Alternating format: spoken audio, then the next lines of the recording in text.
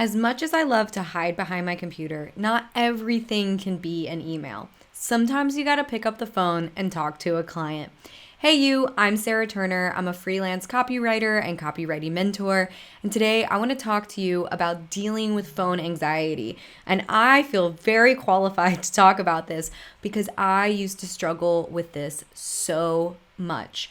My entire face and chest used to flush bright red when I would have to get on a call with a new client. So I was very grateful that back in the day, Zoom calls weren't nearly as common, but I want to definitely start out by reminding you that you do not have to do a video call if you are like me and it initially made you super nervous. So you can absolutely do it old school on the phone or just not turn video on. But this is something that you're going to come across. Eventually, you're gonna probably have to talk on the phone to your client. And I really recommend that that's how you start your relationship because people just feel a lot better and more connected to you when you can actually have a conversation with them and hear their voice and they can hear your voice. It really helps build credibility and rapport very quickly, much more quickly than an email because it's so much more disconnected, right? You don't get to see or hear that person and it makes you feel like, they could be anybody really, right? So with that in mind, I want to give you some of my favorite tips and tricks for making it a little less scary. First things first, I do want to say that the more that you do this, the less scary it will become. So just know when you're starting out that the first time is always the scariest. And if you keep in mind that each call is really a learning opportunity, it is so much less daunting. So maybe you don't get the first client when you hop on your first discovery call, right?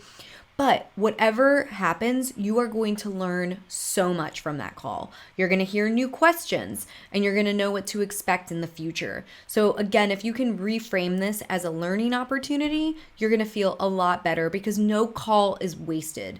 If you don't get the client, it doesn't matter because you will have learned something incredibly valuable moving forward for your next client call. So really, I want to encourage you to kind of reframe your thinking around client calls. The next thing I want to encourage you is to just spend some moment kind of dwelling in your fear. I know that probably surprises you to hear me say that, but I think it's actually really important and it's very eye-opening because if you can spend some moment kind of like letting worst case scenarios play out, maybe even say them out loud, because if you say them out loud, sometimes you'll realize how crazy they sound. So saying out loud your fears, writing them down, sharing them with a friend, or, just making sure that you've set aside time to kind of think about them can illuminate for you how you can come up with some solutions to kind of tackle those individual fears. For example, maybe you're afraid that they're going to ask you about money. That's generally most people's biggest fear. Come up with a few lines that you can have open in front of you on a Google Doc to directly answer questions around money. You can come up with answers to the potential questions that scare you for all of them and have things ready to go. The other thing is when you really kind of take the second to kind of fear trip and feel it all out, you start to realize that most of the fears you have around client calls are manageable and it's really coming from a place of just anticipation. So take some time and really allow yourself to explore your fears. So that really brings me to my next solution, which is to come up with scripted answers to questions. And I'm not talking about the start of a script. Really write down the questions that scare you the most and type out an answer. And take time to practice it. You can practice it with a friend. You can practice it in front of the mirror. That may sound kind of silly, but I swear it works. Maybe you're scared to get the question, how do I know if your services work? Well, you can come up with an answer beforehand. I would say something like, copywriting is something that is always tested. I like to think of it more of an experiment, and we're always going to be working to improve and creating iterations that were better than the last. I cannot out the gate guarantee you a certain conversion rate, but I can show you previous results I've had with a client. So that is one example of a question that used to be really scary.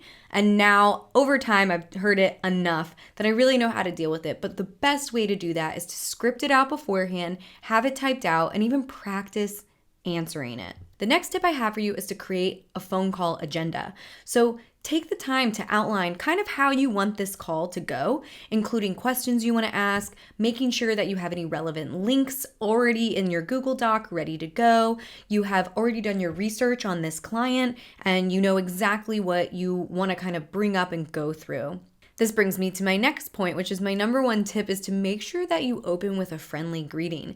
Definitely take the time to ask some questions about where they are, what's going on in their life, just so you can start with a personal connection.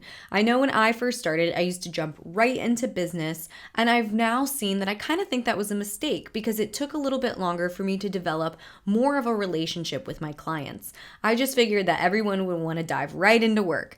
And so that's something I want to encourage you to do. It also will help break the ice. For me, it generally calms me down, makes me feel more natural, and so I'm pretty sure it will help you too. The next thing is to remember to ask questions.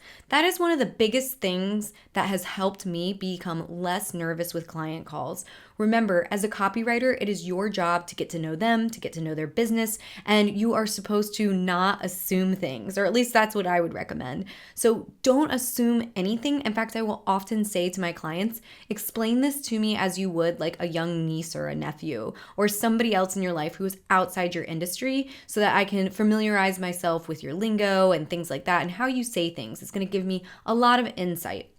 So asking questions kind of takes the focus off of you, feeling like you have to prove yourself or show up like it's an interview or anything like that. And it really turns the focus where it should be, on them, their problems, the solutions they're looking for, and how you can help them. My next tip is to remember that they are as nervous as you are. This is often true.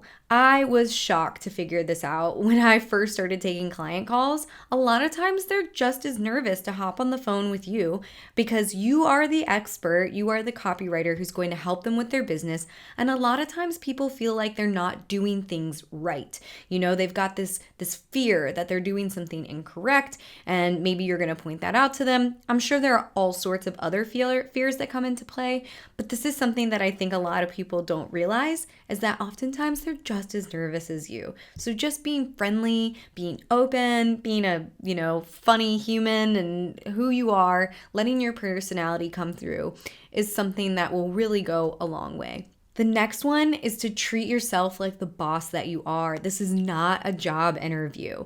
So anytime a client tries to direct the conversation to make it feel like a job interview, I just turn it back on them. I just ask questions. I make sure that I assert myself as the boss that I am because I am a business owner. I am not their employee and I have no desire to be treated like their employee. So do whatever you need to do. Put some affirmations on your mirror. Give yourself a pep talk. Pump yourself up, but remember that you bring a ton of value to the table as a copywriter, and so you have every right to show up as the business owner that you are and to really provide a lot of value for your client and not let them treat you like an employee. You've got this. The last tip I have for you is to smile. I actually used to type at the top of my call agendas, smile in all caps, really big, because sometimes I would get so nervous, I would forget to smile and it would make me sound, not friendly or approachable. People can hear if you're smiling or not. They can hear it in your voice. So for me, it was super helpful to always have that reminder at the top of my call sheet was to just smile.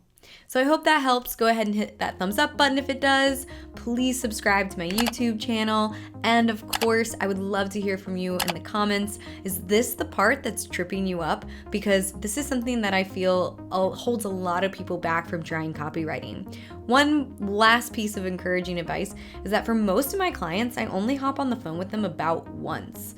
That's usually in the initial discovery call phase.